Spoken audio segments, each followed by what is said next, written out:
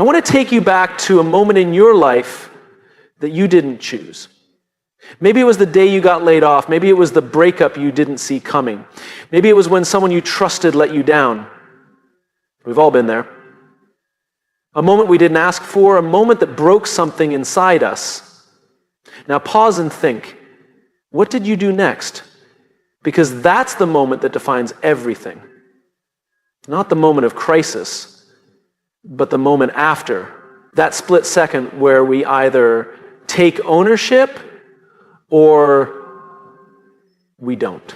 You see, life is messy. It's unpredictable. It doesn't ask your permission before throwing change at you. That's not just how life is. That's how it's supposed to be. The real question isn't whether you'll face difficulty. The real question is, what story do you choose to write with what you've been handed? There's a mindset that changes lives instantly, not in theory, not eventually, but the moment you choose to adopt it. It's the mindset of ownership over circumstance. Let me explain what that really means. We've been raised in systems that reward us for staying in line. We're told that if we do the right things, life will reward us back. Get the degree, get the job, get the approval. But life doesn't play by the rules we imagine. And when things go wrong, our first instinct is to point outward. It's my boss. It's the economy. It's my upbringing. It's bad luck. And look, those things matter. Your environment influences you. But it doesn't define you. What separates the fulfilled from the frustrated isn't what they've gone through. It's what they do with what they've gone through. It's not about denial. It's about direction. You can acknowledge pain and still choose power. Ownership says, this happened, I didn't choose it, but now it's mine to deal with. That changes everything. Because when you take ownership, you stop being the victim of your story and you become the author of it. Let me tell you about a man I met once at a workshop. Let's call him Carlos. Carlos had been through hell. Childhood trauma, financial collapse, addiction, and loss. When he stood up to speak, you could feel the weight he carried. But his voice didn't shake. His hands didn't tremble. He spoke with a strange kind of peace. And he said something I'll never forget. I spent 20 years waiting for someone to save me. Then one day I realized I was the only one coming. That was the day everything changed for him. You see, ownership is not a concept. It's a decision. A decision to respond instead of react. To lead your life instead of just living it. To stop waiting for life to get easier and start deciding that you will get stronger. It doesn't mean you're to blame for everything that happens. It means you're responsible for how you rise from it. There's a quiet kind of power in that, because when you stop assigning blame, you start reclaiming energy. And energy is the fuel of transformation. Think about it. How much time have we all wasted ruminating on the why something happened instead of focusing on what now? Ownership is the shift from explanation to execution.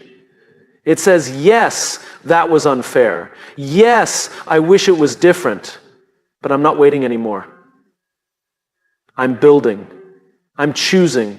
I'm moving forward. It's uncomfortable, yes, because once you accept that you're in charge of your life, you no longer have excuses.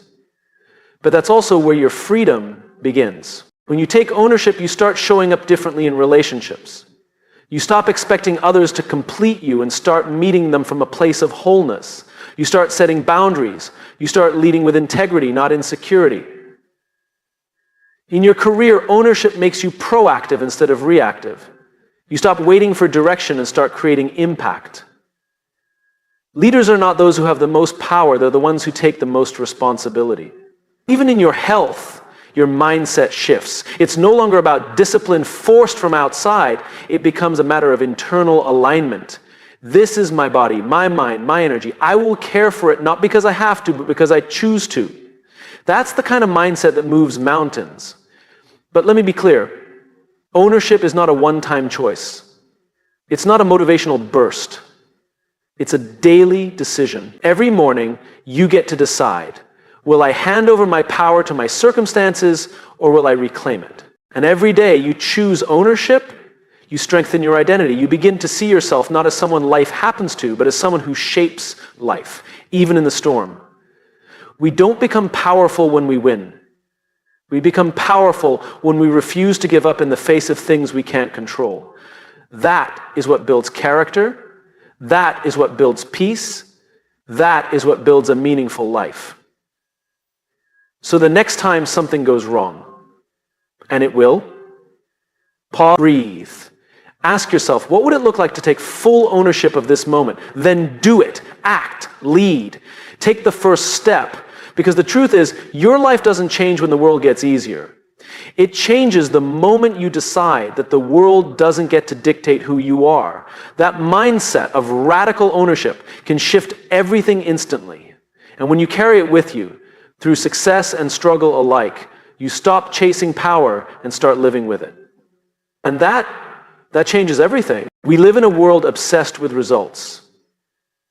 It's everywhere. Likes, followers, titles, salaries, scores, promotions, outcomes. From the time we're children, we're taught to chase the finish line. Win the trophy, they said. Get the grade. Then later it becomes get the house, get the car, get the position. And somewhere along the way, we start defining our worth by how far ahead we are or how far behind. But the truth is, this obsession with the outcome is exhausting, and worse, it's hollow. Because no matter how much we achieve, the feeling of not enough comes back. It always does. The goalpost moves. You reach the summit only to find another one in the distance. But there's another way to live. A mindset that doesn't wait until the end to feel proud.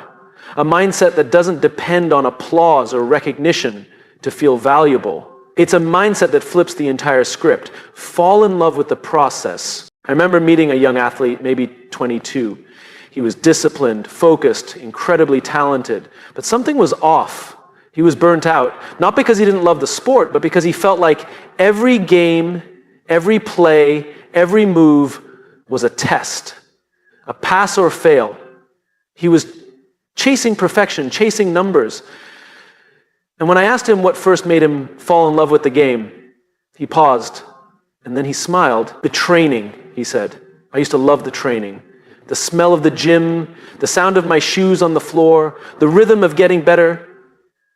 And that was the moment. The process. That's what he had lost. And that's what he needed to return to. You see, when we measure our value by the outcome, we become transactional with our lives. We start showing up only when there's a prize at the end. Because not every effort gets rewarded in the short term. Not every good decision leads to immediate validation. But it always contributes to who we're becoming. The process is where the transformation happens. The process is where the identity gets built. Outcomes are snapshots. The process is the story. I once read a story about a violinist who practiced alone in a basement for 10 years, not for fame, not for an audience, but because the practice itself made her feel alive. The outcome wasn't guaranteed, but the process, those hours of focus and flow, that's what shaped her. We need to stop asking, what will I get if I do this?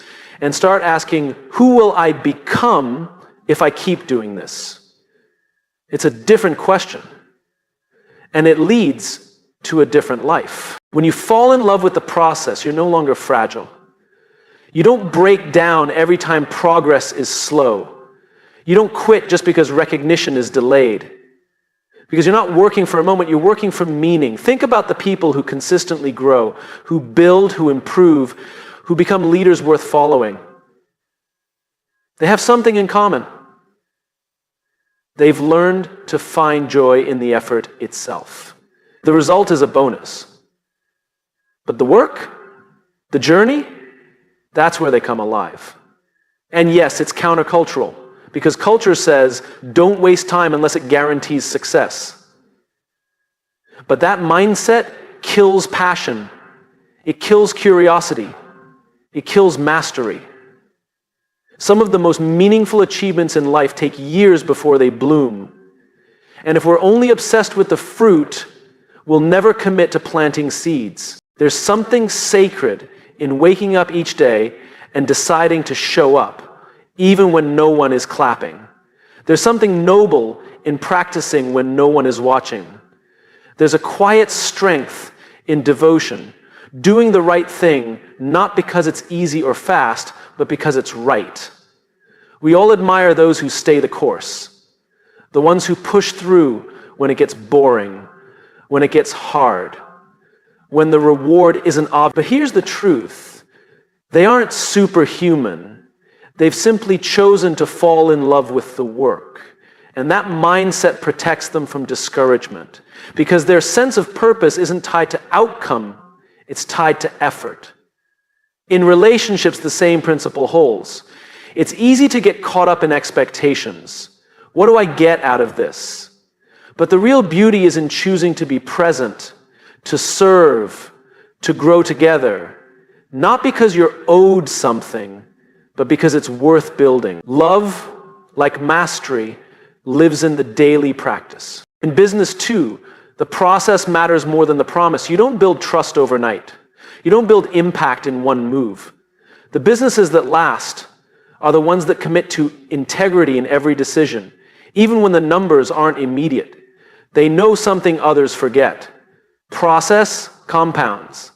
Devotion to process builds character. It creates emotional resilience. It teaches patience, humility, consistency, and grit. Those are the qualities that change lives, not overnight success. I get it.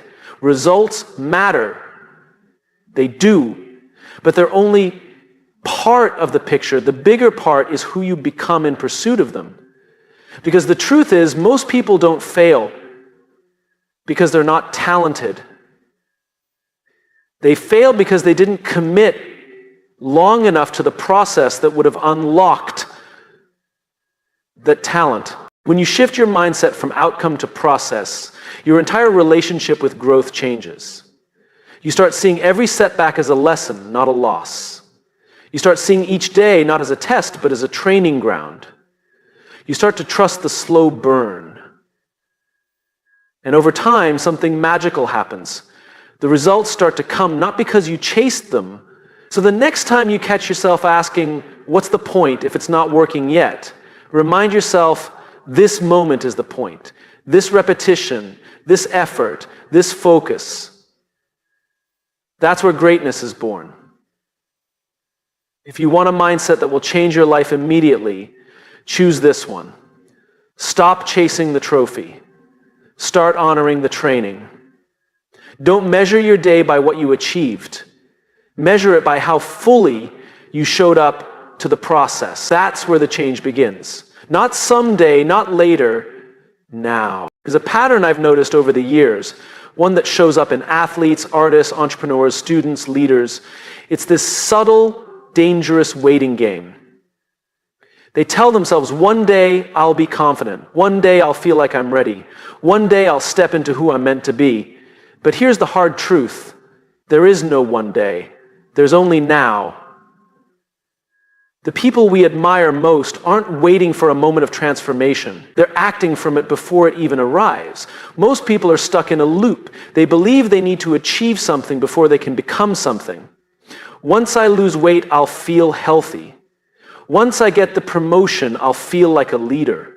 Once I launch the business, I'll be an entrepreneur. But that mindset traps you because you're always reaching, never becoming. The mindset that changes everything immediately is the opposite. Instead of chasing the outcome, you adopt the identity. You don't wait to feel like the person you want to be. You decide to become that person now. Let me tell you a story. A few years ago, I met a man who'd just run his first marathon. He wasn't a professional athlete. He wasn't even particularly fit when he started.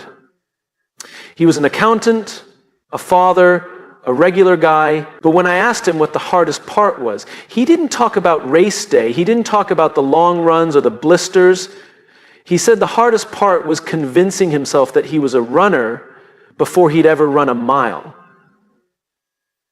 And I didn't believe I was that kind of person, he said. I kept saying, I'll call myself a runner when I run a half marathon. Then it became, once I run a full one. But the shift happened when I woke up one day, put on my shoes, and said out loud, I'm a runner. That's the day everything changed. He became the identity before he had the outcome. And it worked. Not because he tricked himself, but because identity shapes behavior. Once he saw himself differently, he started showing up differently. That's what most people don't realize. We think action creates identity, but identity also creates action. It's a loop, and it works in both directions. If you want to write a book, don't wait until you get published to call yourself a writer. Start writing, start thinking like a writer, start structuring your day like one. Wake up early and protect your creative time like your life depends on it, because in a way it does. That identity shift will drive the habits that eventually create the outcome. This is the reason people struggle with consistency. They try to change what they do without changing who they believe they are. They say, I'm trying to get fit, instead of I'm someone who values health. They say, I'm trying to wake up early, instead of I'm the kind of person who starts their day with intention. Language matters. Self-talk matters. Because every time you declare something about yourself, your actions begin to align with that belief. I once worked with a leader who was struggling with confidence. He'd just been promoted, and despite his title, he felt like an imposter. He kept saying, I don't feel like a real leader. And so he acted cautiously. He second-guessed himself. He avoided tough conversations. But here's what we did. We didn't try to fix his leadership skills. We worked on his identity. We had him write a letter to himself. Not from the version who felt unsure, but from the version who had grown into that leadership role. The version who had already become the kind of leader others trusted and followed. He read that letter every morning. And slowly, something shifted. He didn't wait for permission to lead. He started leading. And people noticed. Identity isn't about pretending. It's about aligning with who you're choosing to become. You don't become successful and then feel worthy. You decide you are worthy. And that identity fuels the actions that lead to success. This mindset shift is immediate. You don't need to wait until the world sees you differently.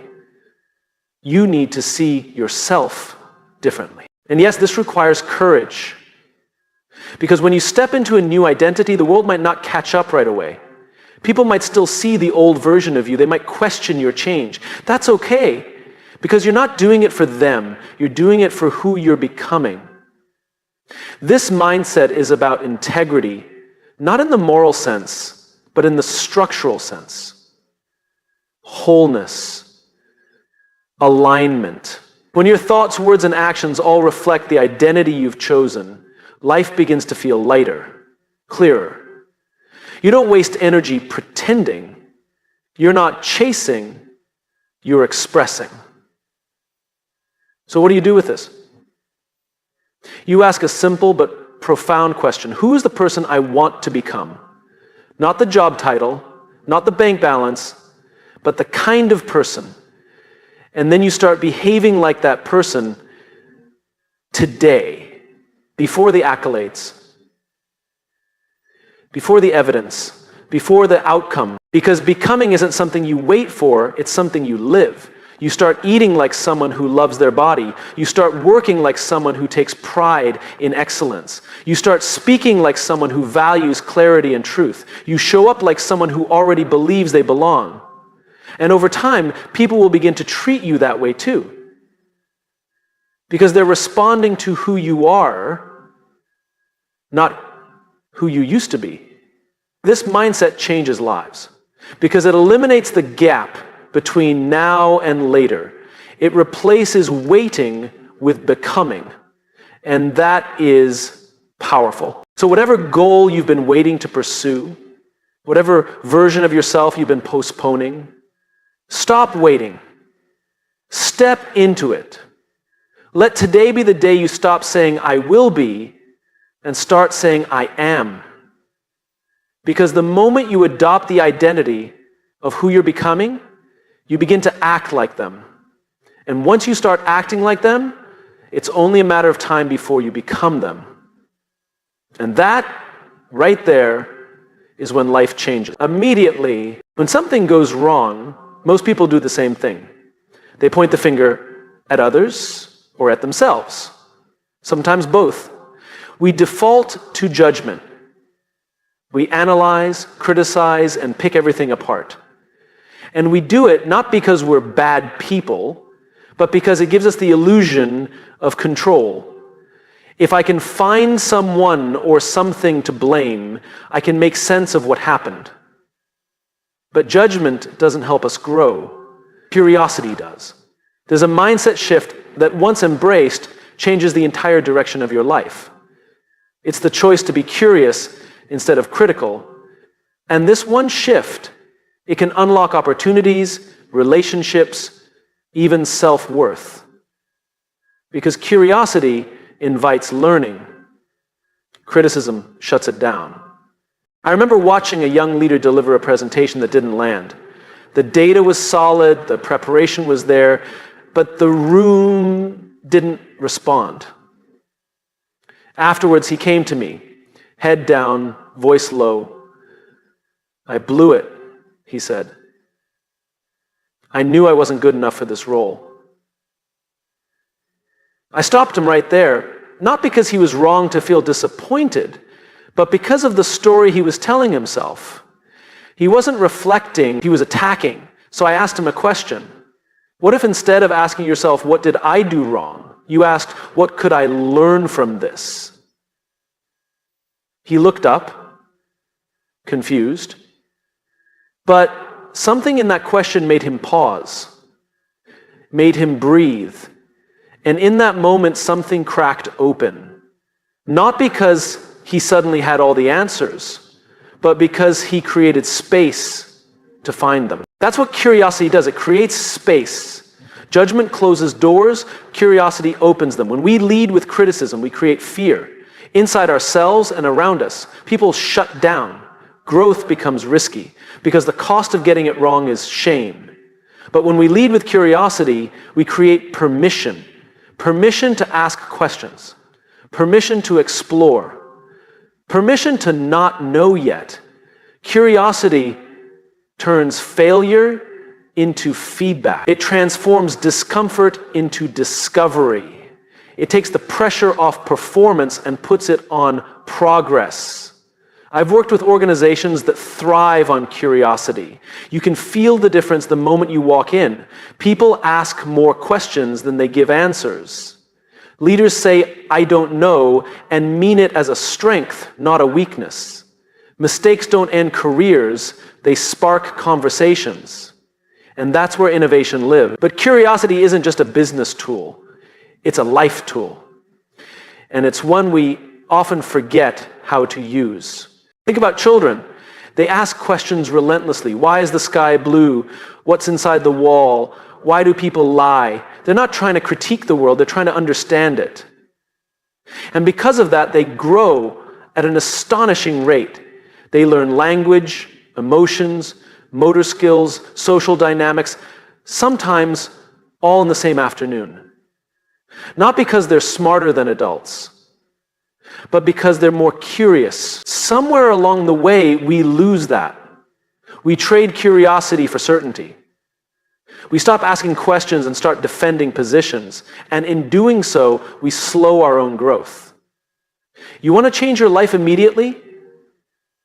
Get curious again about yourself, about the people around you, about the world you think you already understand. When you mess up, don't say, I'm such an idiot. Ask, what caused that decision? When someone lets you down, don't say, they're just selfish. Ask, what might they be struggling with? When you feel stuck, don't say, I'm not cut out for this. Ask, what's another way to look at this? These questions aren't soft, they're strong. They take more strength than blame ever will.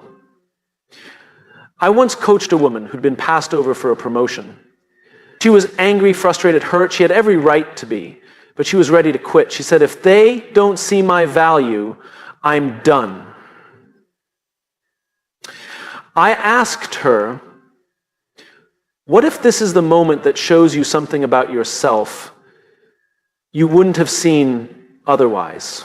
She paused, not because the pain went away, but because the perspective shifted. And in that space, she got curious. She looked at how she showed up in meetings. She asked for feedback she didn't want to hear. She studied leadership styles that weren't her own.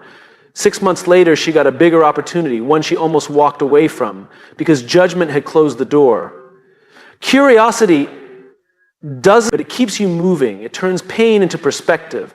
And when we turn that mindset inward toward ourselves, it becomes even more powerful. Most of us are our own worst critics. We dissect our flaws. We rehearse our failures. We carry guilt like a second skin.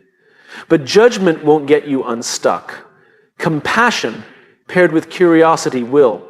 Try asking yourself this: if I were someone I loved, how would I treat me right now? Then listen, not with defensiveness, not with excuses, just with honesty. That's what growth sounds like. This mindset also transforms relationships. It changes conflict. Instead of assuming intent, you ask for it. Instead of labeling behavior, you ask about the story behind it. You become less interested in being right and more interested in being connected. And something beautiful happens. People start to trust you because they don't feel judged. They feel seen. And when people feel seen, they open up. That's when real communication begins. That's when change begins. There is nothing soft about curiosity. It requires humility. It requires patience. It requires a willingness to be wrong and to still keep asking. But the payoff is enormous. A curious person doesn't wait for life to hand them answers. They go looking. They read. They listen. They explore. And because of that, they grow faster, love deeper, and lead better. So if you're standing at a crossroads in your life, whether it's your career, your relationship, your identity, don't rush to judge. Don't default to criticism.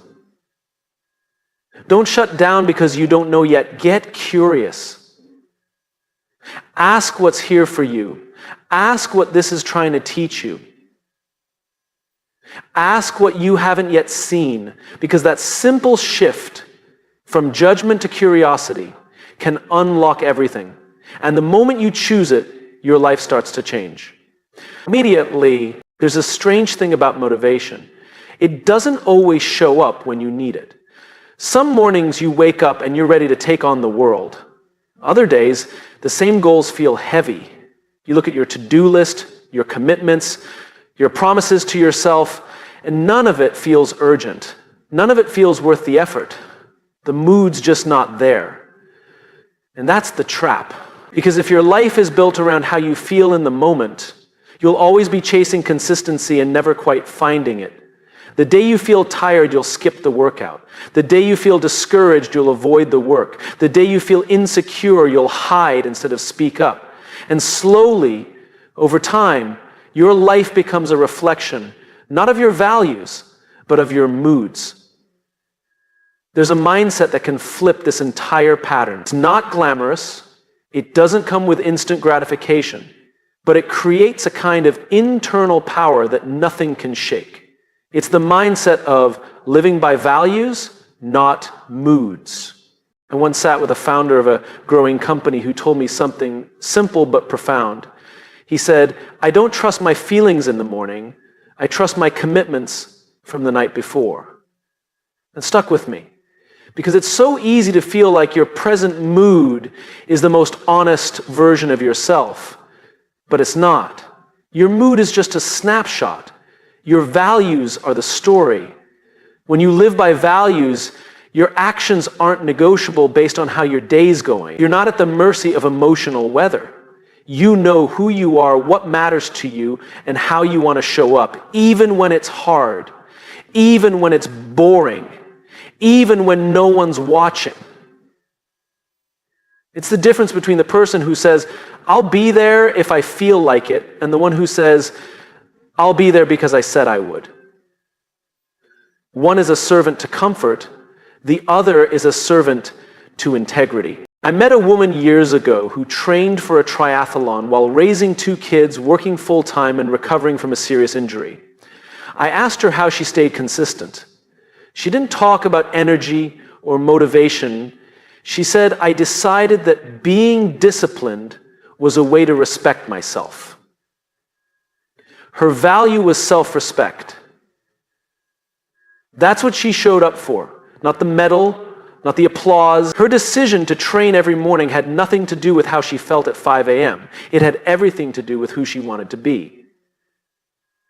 We underestimate how powerful it is to build our lives around principles, not goals, not moods, principles. Think about trust.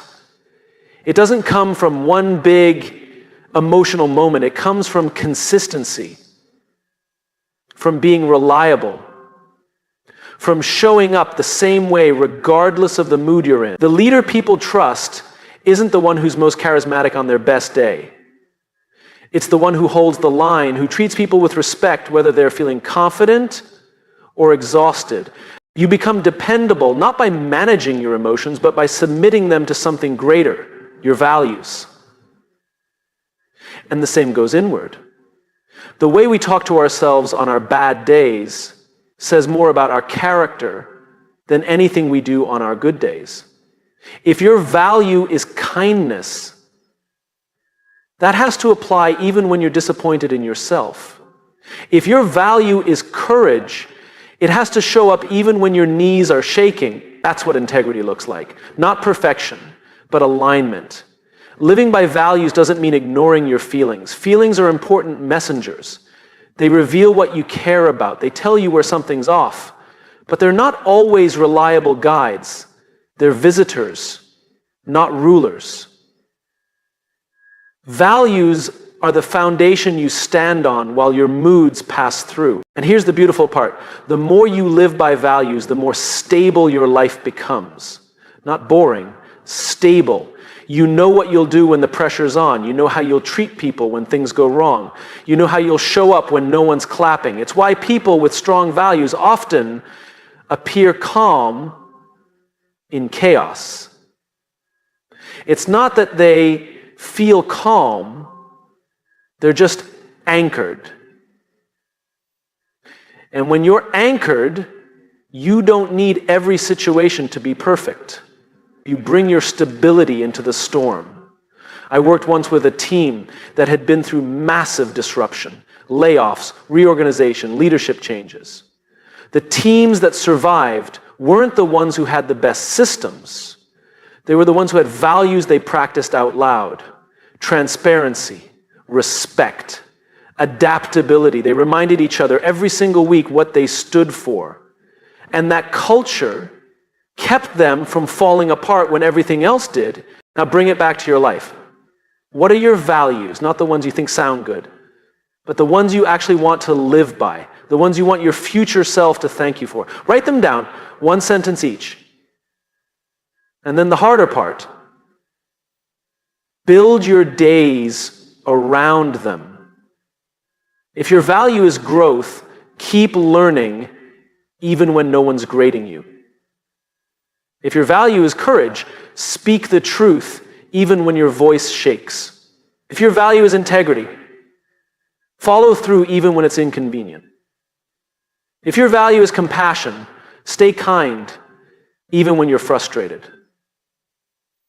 That's how transformation begins. Not through some lightning bolt of inspiration, but through quiet alignment between what you believe and what you do. The people who change the world don't feel like heroes every day.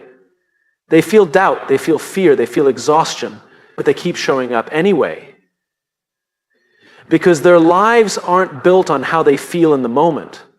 Their lives are built on who they've chosen to be. You can choose that too. Right now, without changing your job, your title, your bank account, or your surroundings. You can choose a mindset where values win over moods, where direction beats distraction, where who you are is more important than how you feel. Because the moment you stop negotiating your actions with your emotions and start aligning them with your values, is the moment your life begins to change. Immediately.